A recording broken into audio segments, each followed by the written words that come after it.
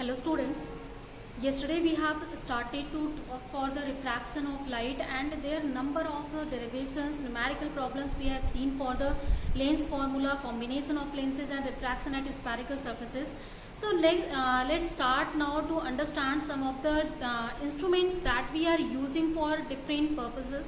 Like here the next one that we will study in the ray optics, that is called prism. So first of all, let's see what is prism. Later I will tell you where we are using this one instrument, or you can see that the device that we have made by using the glass by some cutting process. So here first if you have to define the prism in one word, so it is defined as a prism is a portion of transparent media bounded by two plane faces inclined to each other at a suitable angle. So in general, if you have to construct any prism, then or you have to just show the prism by a symbol, then in this way a triangular symbol you can use for the prism. Exactly, prism is what? Some triangular symbol you will have, and it has some of the thickness through its base, and it is a single point at the this index or peak, you can say. So here this is the angle that is at peak is made. This is called prism angle, and we are denoting it by A. So here one of the face of the prism I have made. Prism is basically three-dimensional. It has base, it has two of the surfaces. So we have this kind of faces. Now I think with the help of this prism everything is very clear now. So this is the angle that I was talking. This is called the prism angle for this one. So one of the face of this prism I have made, and now we will see first of all as here the two surfaces we have. Whenever light will fall on this one, as it is not polished, the light will feel refraction at this surface, and again it will fall on this, then refraction at this surface. So you can say that in prism refraction two times that will occur, means this is bi-refracting surface also. And here with the help of refraction a different phenomena you will see, that is called dispersion of the light. So it means the division of the component of lights in different proportion. So later I will tell you what is the dispersion. Then first let's see refraction through the prism. So next topic that I am going to say in the case of prism, that is refraction through the prism. So for the case of refraction, let's talk first of a normal on these two surfaces. So these are two normals that we have drawn on this, and suppose this is our point O, this is point N, this is point N dash. ON and ON dash are normals to these two refracting faces. Now some of the light that will incident on this at some incidence angle I, that will feel refraction through this first one. So after refraction here it is bended, and after that one it will travel in a straight line because there is no further refraction will occur. Okay, that should be a straight line. And now the light is suffering refraction, and after this one, when it will just fall on this, then it will immerse at the greater angle, means again it will obviously going from denser to rarer medium, then it will go away from the normal. So in this way you can see this is the final emergent angle, we are saying this one. And these two angles, as here refraction occurs, then we can just denote it by R1 and R2. So this is now clear. First of all, the refraction through the prism, incident ray that is incident at some angle I, this will feel refraction at the refraction angle R1, and again it will incident with R2 at this one, and again it will be refracted at the angle E, that is called emergent angle. So now we will just see the ray is deviated from its original path, and you can see the deviation of the rays with the help of this one. You can take it in this way. Now you can take, and also you can take this one at this one. Now you can see that here this was the ray that was incident ray, and this is now emergent ray. So angle between incident ray and emergent ray, this is angle delta, that is showing the rays deviated from its original path. So this is the final ray that we have obtained. obtained after emerging from the prism after the refraction, and now you can see this ray is deviated from its original path due to this one instrument. So we have to find out this angle of deviation in the terms that we know from here. So again here in the geometrical optics we will again use the help geometry here to understand this whole one. So for this one, let's just denote some of the things with different name. So this is our angle A. This is suppose point T we have. This is already N, and dash we have. This is point O, and let's suppose this is point K we have, and this is M. This is M dash. You can also write down the name to the prism. This is ABC is the prism on this whole phenomena occurs now. Next one, as you can see that in this triangle NT N dash. First let's see in this triangle. So for this one triangle, this is the angle, that is exterior angle for this one, these two. So as this exterior angle will be the sum of these two, sum of these two, or here also you can actually directly calculate that delta by the help of exterior angle concept. As in this triangle, let me make it some angle place. This is T, this is N, and this is our N dash, and now this is our delta angle that you can see from here. So this delta is exterior angle for the triangle T and N dash.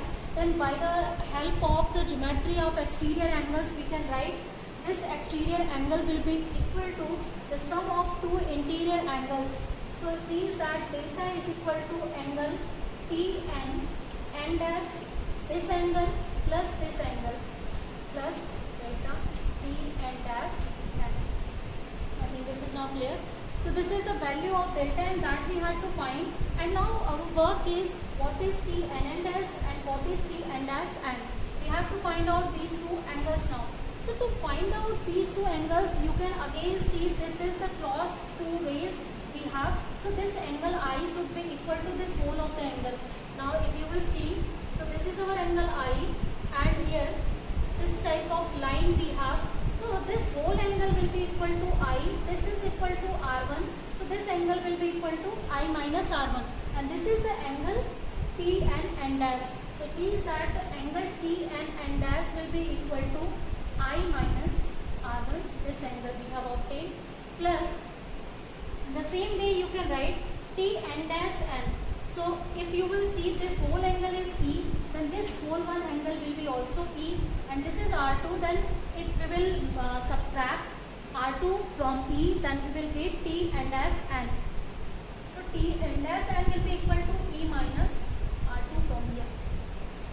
And now these angles we can write, this is I plus E, we are writing this one place, minus take common, then this will be R1 plus R2 in the next line.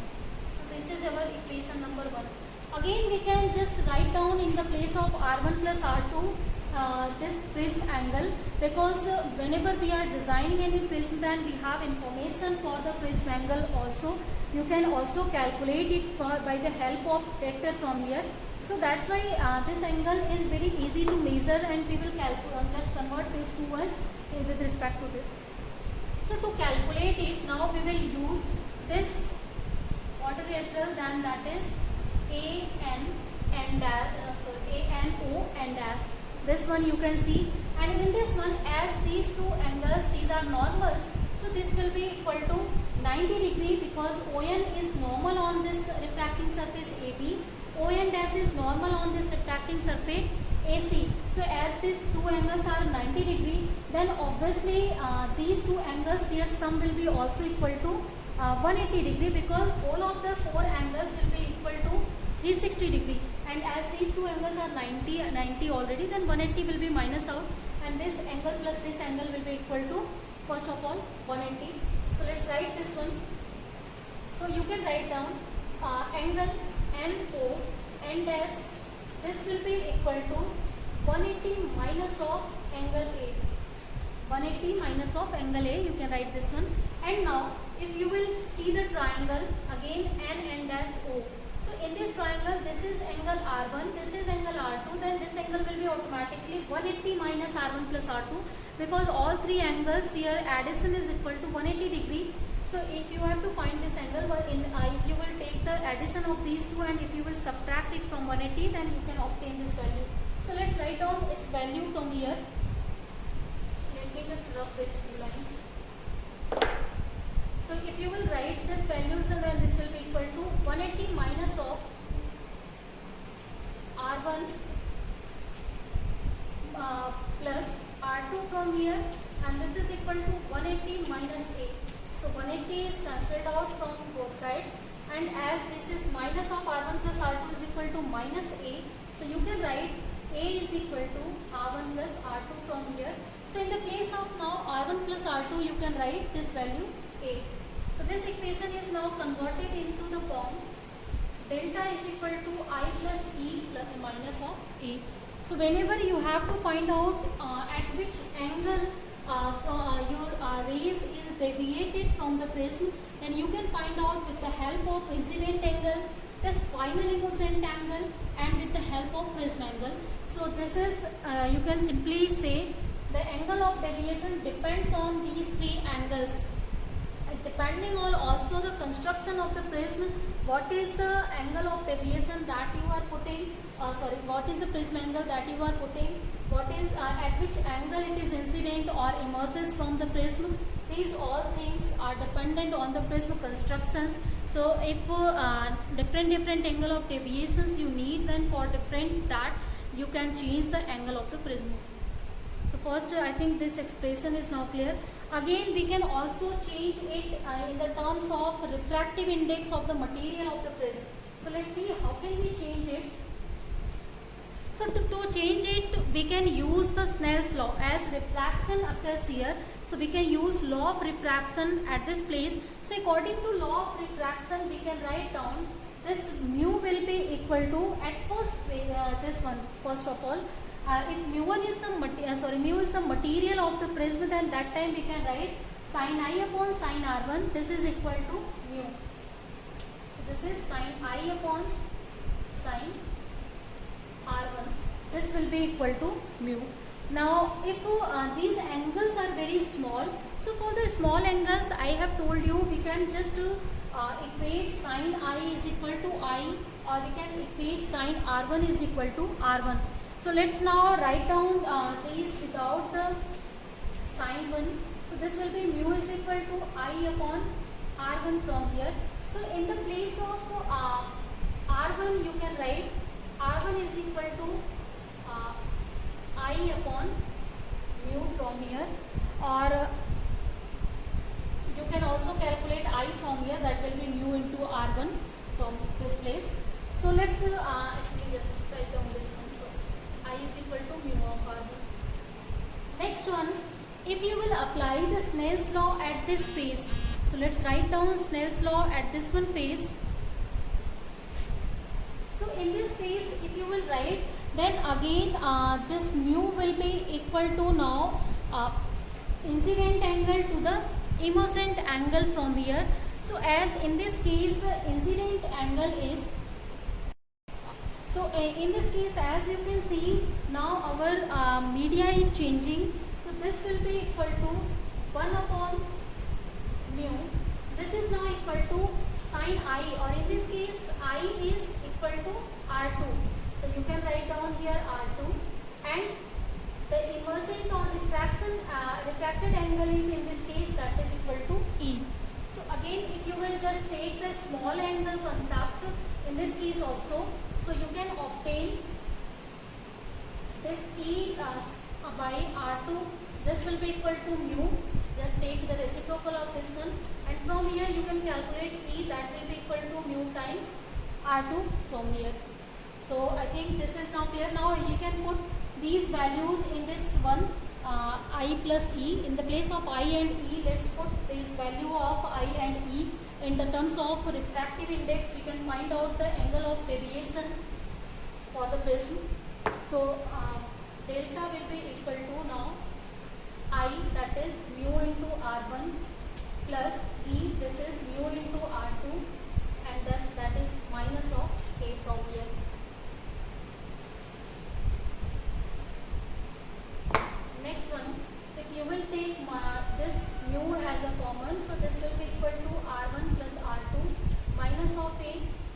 again if you will use just now as concept we have written, this R1 plus R2 was equal to angle A, and that we have used before in the formula already. So we can write in the place of this one, this is equal to A and this is equal to already minus of A. So you can take again A as the common, so this will be equal to the whole of the formula A mu minus 1. This is the value of delta we have.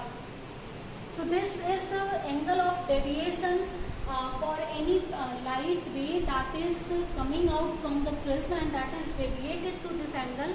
We can also calculate in the terms of refractive index of the material of the prism and this prism angle. So this is quite easy to calculate now, because whenever we are using any material to construct, then we know its refractive index, and as we are already designing, then we can measure the prism angle easily. So we can obtain previously, even without any kind of refraction through the prism, we can just find out what is the value of angle of deviation at this place and what will be the angle of deviation for the prism. So this one is, I think, also now clear. Next one, here in this case, now after the discussion on angle of deviation, let's see first the graph between angle of deviation and angle of incidence. And for the graph in which is just deviated from its path, let's write down first the formula that we will use to draw the graph. So just now, as before just deriving the formula in the terms of refractive index and angle of prism, I have written for the delta, that was I plus E minus of A. So with the help of this one, you can find out the graph between angle of incidence and angle of deviation. So to see the graph, let's take on this axis we are taking angle of incidence,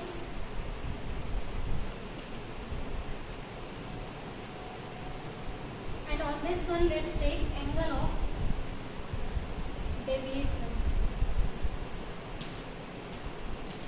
Means on this one we have taken delta, and on this one we have taken this value of I.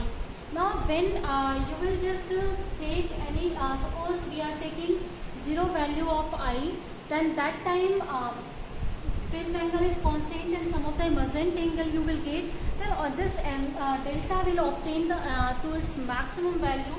So its value starts to decrease continuously whenever this I will increase, and that time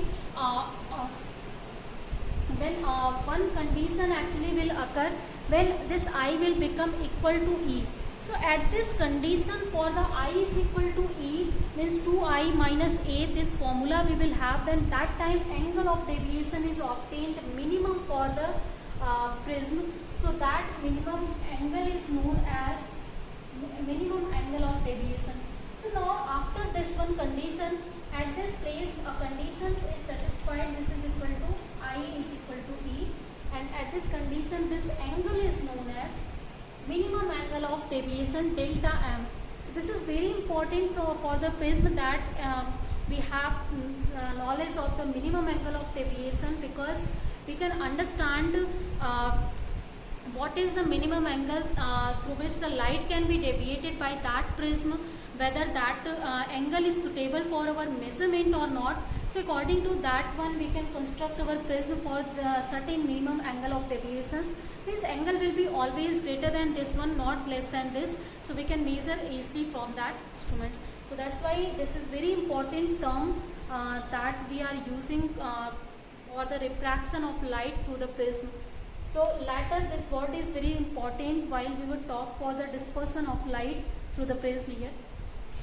This graph is, I think, clear. This kind of graph we are obtaining by using this one formula. So this is the graph between angle of incidence and deviation now. Now let's see the next one concept. By using this graph, means the relationship between this minimum angle of deviation, angle of angle of prism as and refractive index of the prism. Means if you will see these three terms, mu, A and delta M, these three are characteristics of the prism. Means when you will construct, A will obtain, you are using the material for the prism, mu is obtained, you are just constructing, and after that you can see what is the minimum angle that can be measured for any deviated ray from the prism, that is delta m. So these all are the properties of the prism, so we can use or we can derive a formula between them, and that formula is known as prism formula. So our next topic is, in the case of prism, is prism formula. So let's see now what is the prism formula and how can we relate these all. So for just to use the prism formula, we will utilize the condition when delta is equal to delta m. So as you know that for delta is equal to delta m, a condition is satisfied, the angle of incidence is equal to emergent angle from here. So if this is now satisfied, then as we know that R1 plus R2, this is already equal to A, then the variation from this one we have already. So let's just use this one formula. So in the place of delta you can write delta m, and in the place of E you can write I. So we will get I plus I, that is 2I from here, and this is minus of A from here. So again if you will see I from here, so this I can be obtained if you will take A this side, that will be sum. So this is A plus delta m divided by 2. So this is the value of I from here for this particular condition that we have obtained. Means whenever the light will incident on the prism at this angle of incidence, then always we will get the minimum deviation from the prism. Means most of the light will be deviated to its minimum value for that time. Next one, as this value you are seeing, this is R1 plus R2, and whenever I and E both are equal, then obviously you can understand R1 and R2 will be same for this condition, and that you can understand by the figures just now we have made before for the refraction of the prism. So if you will see from that one, so this is equal to, these two will be equal, or from the geometry you can obtain this. So if you that is equal, then we can write R1 plus R2 is equal to some R. Or let me just show it also. So as this was our prism, we have drawn some normal on this one, and this is the angle of incidence, this is the refracted ray, and this is now angle of emission from here. So as these two angles are equal, then we can understand easily. Now if you will just take this outside, so this angle will be also equal to now I, and if this angle is equal to whole of the angle is I, then this will be equal to I minus, this is R1 already we have, and now this one angle if you will see, so this is equal to whole of the E already, so this is given R2, and you can now use the this one whole for the geometry, then according to this one, this R1 will be equal to now R2, because these two angles are equal, then definitely these two angles should also be equal from here. So as this angle is equal, this angle will be equal to each other, and if these angles are equal to each other, then this angle will be equal to this angle, and obviously this angle will be equal to this one angle. So from the geometry easily you can understand this one. Now next one, as R1 is equal to R2, let's suppose a common angle R we are writing in this place, then from this expression this will be equal to 2R, that is equal to A, and we can write R from here, this is equal to A by 2. So this is the angle of refraction at any face of the this prism, that is equal to A by 2 directly. Next one, as I and R we have, now we can use the Snell's law again to find out the refractive index of the prism. So according to refractive index formula, we can write sin I upon sin R from here, and now you can use the value of sin I. So the value of sin I from here actually A plus delta m by 2. This is A plus delta m upon 2. This will be divided by sin into R. So sin, and in the place of R you can write A by 2 from here. This is, so this is the relation relationship between refractive index, minimum angle of deviation and prism angle, that is relating the three particular properties of the prism together, and that's why it is known as prism formula. So I think this is this derivation is now clear, and the property of the prism and rays are deviated from the prism. This situation is also now clear. So let's see now some of the numerical problem based on the prism formula and the refraction through the prism. So question we have: white light is incident on one of the refracting surface of a prism of angle 5 degree. If the refractive indices for red and blue color are 1.641 and 1.659 respectively, what will be the angular separation between these two colors when they emerge out? Means we have to find out angular separation means what is the angle of deviations for them. First we have to find out that, and after that between their angle of deviation how much is the separation. So here as in the case of refraction through the prism, I have told you for one ray only. Here we have two rays, one is of red color and second is of blue color. So as these two colors have different refractive index, then that's why they will emerge out at different angle of refractions, or emergent angles will be different, and that's why angle of deviations will also be different. So as we know that the formula for the angle of deviation, that is relating the prism angle to the refractive index, that is mu minus 1 is into A. So in this case, as A is given to us, this is 5 degree for the prism. Now for first one, for red color, if we will write this formula, so that one is equal to lambda r, this will be equal to mu r minus 1 into A from here. Next one, for the blue color, if you will write it, then it can be written as lambda blue, delta blue, this is equal to mu b minus of 1 into A. Now let's take here as we have to find out the angular separation, means what is the angle of separation between these two deviated angles. So we have to find out delta r minus delta b, or you can also take difference, you have to take any one you can take previous one. So as this is now I have taken just to subtract this one from here. So this will be equal to now mu b minus of mu r into A. If you will just subtract, then this angle minus 1 portion, that will be cancelled out, that will be 0. So only this one portion we will obtain from here. So directly I have written this one. Now we have the value of this refractive indices. So first one is given to us for the red one, this is given 1.641, and for the blue one it is given 1.659. That's why I have written just before this one, because it is greater than that. Next one, as if you will take their separation, so this will be equal to A 1 0 0. Clear? Clearly from here you can subtract this one from, and as it is given the angle of prism, that is equal to 5. Now if you will just multiply this one, then the value is obtained to as 0.09 degree. So this is the angular separation between these two. Means from this actually numerical I want to show you what the different colors, different angle of deviations we will have, and you can see all the angles are deviated at the different angles. So that's why whenever white light is incident on any prism, as white light is composed of the 7 colors, you know that with those system already, that we are also calling the spectrum of white light.